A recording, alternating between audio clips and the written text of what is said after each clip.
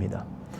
오늘 로마서 1장 1절에서부터 저희들이 7절을 읽으면서 특별히 2절, 3절, 4절 그 내용을 한번 중심으로 새벽에 한번 생각을 해보려고 합니다. 2절에 보면 이런 얘기를 했어요. 이 복음은 하나님이 선지자들을 통하여 미리 약속하신 것이라. 그죠? 선지자들을 통하여 성경에 미리 약속하신 것이다. 우리가 어제도 그런 얘기를 했잖아요. 그죠? 고린도전서 15장 3절 이하에 보면 부활의 목격자들을 얘기를 했거든요. 그러면서 사도 바울이 어떤 사족을 이렇게 달았냐면 성경대로 죽으시고 성경대로 살아나셨다. 그래서 제가 어제 그런 얘기를 했어요. 부활에 대한 그 증언을 무엇에 근거해서 주로 이야기를 초대교회가 했냐면 우선 첫 번째는 성경이다. 그래서 제가 기억이 나실지 모르지만은 성경대로라고 하는 말 속에 죽었다가 다시 산다라고 하는 이야기가 한 몇 차례 나오긴 나와요. 시편에도 나오고 또 뭐 여러 가지 뭐 이사야서도 나오고 모세오경에도 조금 나오고 뭐 이런저런 파편들이 나오는데 조각들이 나오는데 그런데 제가 요나의 기적을 얘기하면서 그죠? 주님이 그런 얘기를 했잖아요. 바리새인들이 와가지고 표적을 네가 하늘로부터 오는 표적을 한번 보여봐라. 그랬더니 주님이 뭐라고 얘기했어요? 요나의 표적밖에는 내가 너에게 베풀 것이 없다. 그렇게 얘기를 했거든요.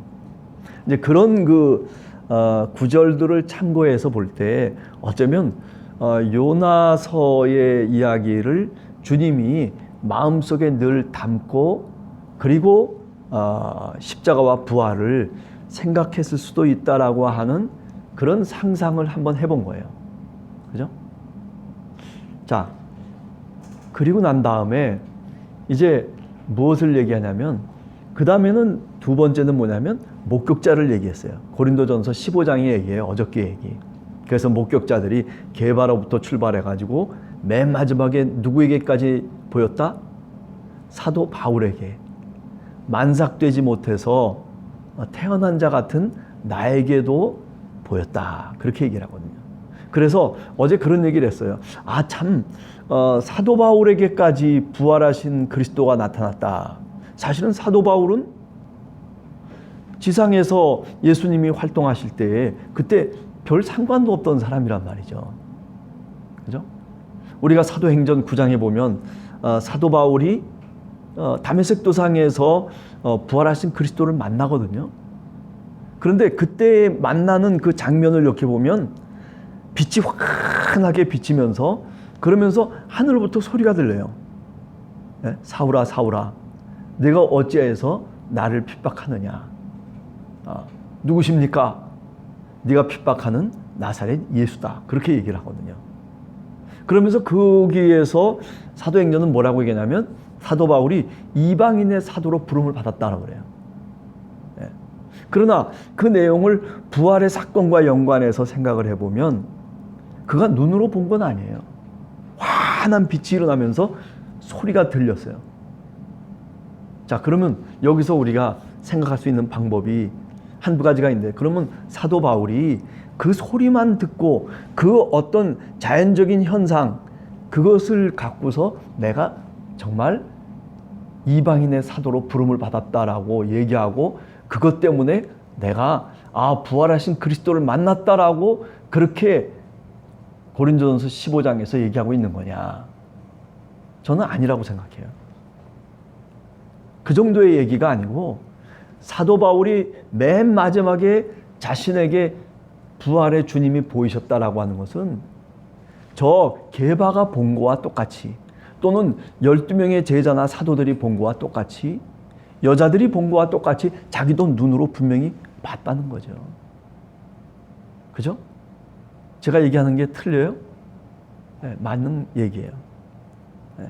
그러면서 15장에서 부활장이라고 얘기하잖아요. 그래서 이제 나중에 내일이나 또는 모레 한번 다시 15장 중에 여러 부분들을 한번 생각해 보겠지만은 사도 바울은 그렇게 확실한 것을 얘기하고 있는 거예요. 그러니까 우리가 눈으로 보듯이 분명히 부활하신 그리스도가 자신에게 나타나셨다는 거예요. 자, 오늘 여기 그 아들에 관하여 성경에 미리 약속하신 것이라. 성경대로, 여기도 마찬가지예요. 성경대로 어떻게 됐다는 거예요? 4절에 보면 성결의 영으로는, 성경에 미리 약속하신 그 말씀대로 성령으로 죽은 자들 가운데서 부활하사, 그죠? 하나님의 아들로 선포가 되셨다. 이렇게 이제 얘기하고 있는 거예요. 자, 여기 사도 바울이 성경대로 죽으시고 그리고 다시 성경대로 살아나셨다라고 하는 고린도전서 15장 3절 이하의 내용이 그대로 들어와 있는 거예요. 사실은요.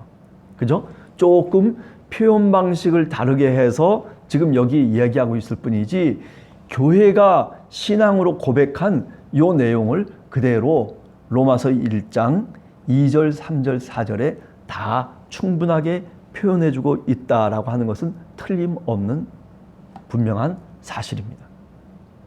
자, 그러니까 우리가 어떤 무엇보다도 그 사도들이나 또는 그 초대교회의 신자들은, 예수님의 부활을 목격한 사람들은 늘 내가 목격했습니다라고 하는 증언도 중요하지만은 그것보다 더 먼저 뭘 얘기한 거예요? 항상 성경대로, 하나님의 말씀대로. 그죠? 그게 뭐예요? 우리들이 부활하신 그리스도를 본 권위의 출발점이에요. 성경대로. 오늘 우리가 신앙생활 하면서도 마찬가지예요. 우리가 신앙생활 하면서 정말 어떤 사건이 있고 어떤 일들이 벌어졌을 경우에 그게 뭐 내가 잘나서 또는 나한테 이런 신앙의 경험이 이런 기적이 나한테 일어났다, 하나님이 이런 은혜를 주셨다라고 하는 것보다도 더 앞서야 되는 게 뭐냐면 성경대로예요. 하나님의 말씀대로. 하나님이 말씀하신 그 말씀을 쫓아서 내가 이렇게 살아가니까 그래서 하나님이 이렇게 이런 은혜를 내게 주셨다라고 하는 그런 순서가 정해지는 거예요. 여러분들이나 저나 그렇습니다. 늘 그렇기 때문에 우리가 하나님의 말씀을 내 삶의 지침으로 삼아야 돼요. 하나님의 말씀이 내 영혼의 양식이 되고 하나님의 말씀이 내 인생을 살아가는 사건의 해석서가 돼야 된단 말이죠. 그래서 좀 내가 인생을 살다가, 내가 오늘 또 삶을 살다가 풀리지 않는 문제가 있으면 그러면 어떻게 해야 돼요?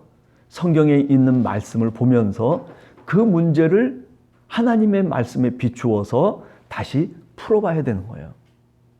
이게 초대교회 교인들이, 오늘 사도 바울이 늘 가졌던 신앙의 자세예요. 그러니까 오늘 우리 시대 속에서도 우리 성도님들이나 저나 늘 어떤 문제가 발생하고 또는 어떤 내가 이해하기 힘든 일들이 신앙 속에서 생겼다든지, 아니면 인간관계를 맺으면서 또 어려운 문제들이 생겼다든지, 또는 뭐 삶을 살아가면서 참 우여곡절을 겪는 그 가운데서도 항상 내가 내 스스로 뭔가를 풀려고 하지 말고 어떻게? 하나님의 말씀을 한 번 더 깊이 생각하면서, 그러면서 지금 나에게 부닥쳐진 이 상황을 해석할 줄 알아야 된단 말이죠. 그게 뭐예요? 그게 교회 생활하는 목적이에요, 사실은요.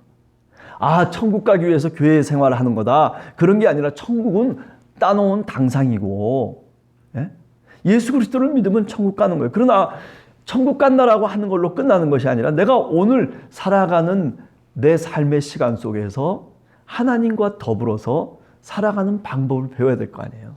그게 뭐냐면 바로 이렇게 하나님의 말씀을 보면서 내가 내 삶을 해석할 줄 알아야 되는 거죠.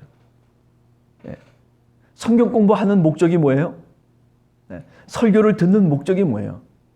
바로 그것을 위해서 사실은 성경 공부를, 그것이 되면은, 그러면은 무슨 뭐 꼭 교회 나와야지만이 신앙생활 할 수 있는 것도 사실은 아니죠. 어떻게 보면 교회라고 하는 것은 서로 신앙의 공동체인 지체들이, 그리스도의 몸된 지체들이 모여서, 그죠? 같이 위로하고 격려하고 그리고 같이 함께 기도하는 신앙의 공동체죠. 제가 그러면 교회 나오지 말라 그런 얘기가 아니라, 얼마든지 혼자서 골방에서 기도도 할 수 있고 또 하나님의 말씀대로 살아가는 데 있어서 부족함이 없어요. 왜? 뭐가 있으니까? 성경이 있으니까. 네. 그죠? 오늘 바로 그런 복음을 하나님께서 선지자들을 통해서 미리 약속해 주셨다. 그죠? 네. 그래서 성경에 보면 그런 약속들이 있다는 거죠, 지금. 예. 그래서 다윗의 혈통으로 예수 그리스도가 그 하나님의 아들이, 3절에 보면 그의 아들에 대하여서 말하자면 이렇게 얘기하잖아요. 하나님의 아들. 그런데 어떻게 하나님의 아들이 되셨느냐? 태어날 때부터 하나님의 아들로 태어나가지고 그는 신성을 갖고 있는 바로 그 하나님의 아들이기 때문에 뭐 죽을 때 고통도 없고 뭐 그리고 십자가에 달려 못을 박혀도 뭐 얼마든지 박힐 수 있는 그런 어떤 모습으로 얘기하는 것이 아니죠. 지금 얘기하는 것은. 그죠? 물론 신성을 갖고 계신 그런 분이셨지만은 그 하나님의 아들에 대해서 말하자면 성경 속에 어떻게 약속하고 있느냐? 육신으로는 다윗의 혈통으로 나신 것이다. 육신을 갖고 태어났다는 거예요. 네. 그죠? 옛날 초대교회 때 이단들은 육신을 부정하는 이단들이 있었어요. 소위 영지주의라고 하는 그런 그 잘못된 이단들은, 네, 그 예수 그리스도가 육신으로 이 땅에 오셨다라고 하는 것을 거부하죠. 예. 우리가 본 것은 그것이 육신이 아니라 영체라고 그렇게 생각을 하는 거예요. 예. 그래서 그분은 우리들에게 영으로 오셨다가 그리고 십자가에 달린 것처럼 마치 죽은 것처럼 그렇게 생각되지 될런지 모르지만은, 그러나 그분은 죽음을 경험하시는 분이 아니시다. 그렇게 이제 얘기를 하죠. 그래서 자신들이 어떤 사람들이냐면 바로 그 영을 받은, 그리스도의 영을 받은 그런 사람들. 그래서 오늘 이 땅을 살아가더라도 우리가 이 땅에서 뭐 썩고 죽고 이런 것이 아니라 우리는 영혼의 불멸을 믿는다. 그래서 그 영이 우리들에게 임해서 그래서 우리는 영으로 살고 영으로 저 천국에 들어간다. 뭐 이런 식으로 말하자면 생각을 하는 거예요. 그런 신앙을 고백하는 거죠. 잘못된 거죠. 분명히 육신으로 오셨어요. 우리가 요한복음 1장에도 보면, 그죠? 말씀이 어떻게 육신이 되어서 이 땅에 오신 하나님이 누구냐면 바로 예수 그리스도, 바로 그분이시다라고 분명하게 얘기하고 있는 거거든요. 네. 그런데 바로 그 다윗의 혈통 육신으로 오신 그분이, 자 4절을 한번 보세요. 성결의 영으로는 어떻게 부활하셨어요? 죽은 자들 가운데서. 그렇죠. 이게 거기 이 각주가 이 달려 있죠. 죽은 자들 가운데서 부활하신 것이냐? 이 제일 밑에 보면 헬라어 죽은 자의 부활로 하나님의 아들로 선포되셨 것이냐. 이제 사본에 따라서 이렇게 다를 수 있는데 우리가 지금 성경 속에서는 죽은 자들 가운데서 부활하셨다 이렇게 얘기하고 있어요. 우리가 어제도 그 얘기를 했죠. 고린도전서 15장에 보면, 그죠? 저쪽 뒤편으로 가서 보면 죽은 자들의 뭐가 되셨다? 첫 열매가 되셨다 그랬어요. 그러니까 여기서 죽은 자, 죽음에서 부활하셨다라고 하는 그것만 얘기하는 것이 아니라 이제 해석이 들어가는 거예요. 어떤 해석이 들어가요? 그분이 사람으로서 우리와 똑같은 인성을 가진 다윗의 혈통으로 이 땅에 오셨는데, 그런데 그분이 죽은 자들의 바로 첫 열매가 되셨다라고 하는 그런 말과 유사하게 죽은 자들 가운데서 다시 부활하셨다. 네.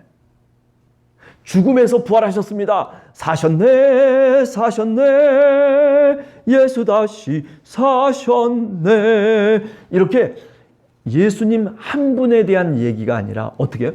죽은 자들 가운데서 부활하셨다. 좀 다르죠, 느낌이. 그죠? 굉장히 다른 얘기입니다, 사실은. 그러니까 지금 이 사도 바울이 부활에 대해서 우리들에게 얘기하면서 어떤 신앙을 사도 바울은 갖고 있냐면은 그 예수 그리스도가 부활하셔서 다시 사셨기 때문에, 그 죽음의 문을 여셨기 때문에 오늘 우리들은 그 죽음의 문을 통과해 들어가는 거죠. 그래서 부활의 세계로 다시 우리도 들어갈 것이라고 하는 그런 믿음을 초대교회 교인들도 갖고 있었고, 사도 바울도 지금 그렇게 말씀하고 있는 거란 말이죠. 죽은 자들 가운데서 부활하셨다. 그죠? 죽은 자들 가운데서. 네. 따라서 오늘 사도 바울처럼 또는 로마 교인들에게 지금 얘기하는 것처럼 그분은 바로 우리의 주님이시고, 또 그분이 바로 우리 주 예수 그리스도 하나님의 아들이시다. 그게 4절의 얘기예요. 그죠?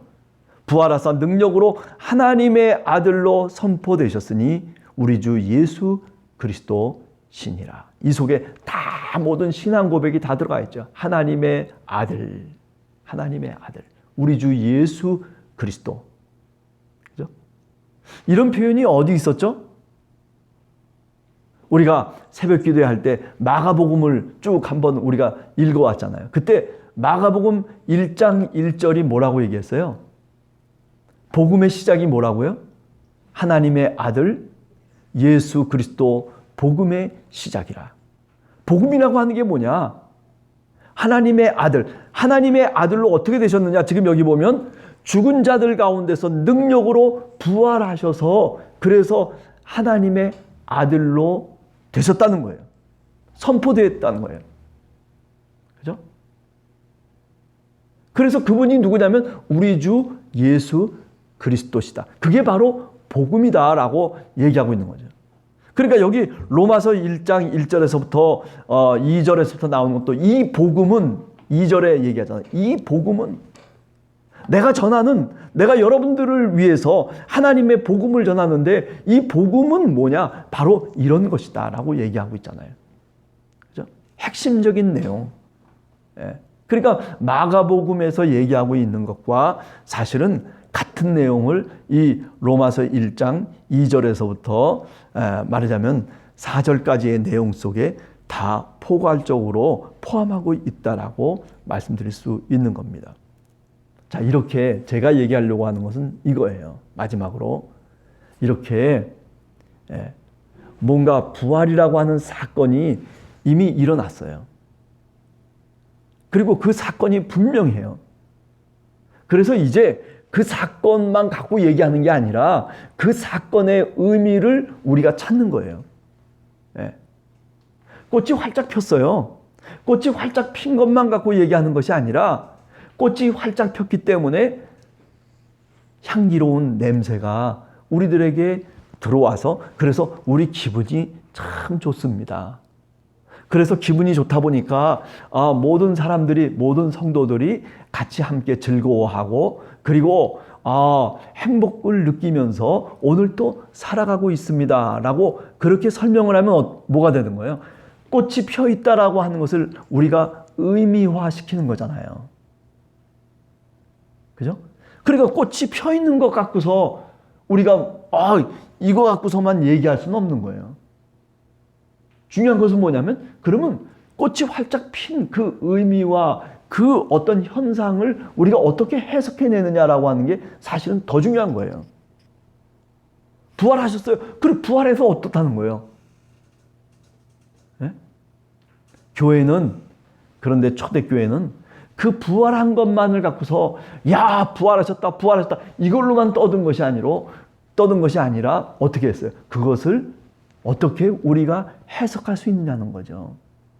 세상 속에서 우리가 도저히 경험할 수 없는 이런 엄청난 사건이 터졌는데 그런데 그것을 어떻게 하나님을 알지 못하는 사람들에게 또는 오늘 또 힘들게 살아가고 있는 수많은 세상의 사람들에게 어떻게 전달할 거냐는 거예요. 예수님이 부활하셨다. 그래서 부활하셨어요. 죽은 자들 가운데서 부활하셨다니까요. 이렇게만 얘기해가지고서는 어떻게 해요? 그들이 그 부활을 받아들일 수가 없다는 거예요. 그죠? 뭔가 의미화시켜서 뭔가 새롭게 해석을 해서 그래서 그들의 형편과 그들의 생각에 맞추어서 말하자면 그 부활의 사건을 전달하는 거죠. 그러니까 오늘 우리의 교회는 예수님이 부활했습니다. 다시 사셨습니다. 해가지고 깃발이나 달고 그렇게 해서 되는 게 의미화시킬 줄 알아야 되고 그것을 해석화시킬 줄 알아야 돼. 그 의미화 해석을 시키는 방법 중에 하나가 뭐냐면 우리 크리스찬들이 우리 교회가 정말 세상 사람들과는 다른 양심적이고 그리고 정직하고 그리고 도덕적인 착한 행실을 통해서도 우리가 얼마든지 부활의 의미를 전달할 수 있다는 거예요.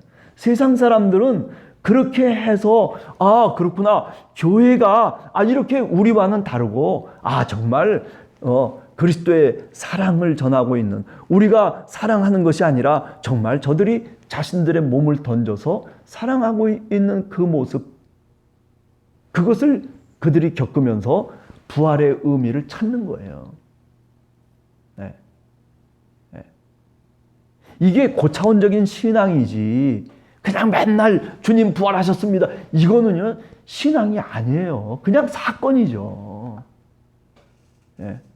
따라서 오늘 하루를 저희들이 살아가면서 그래요.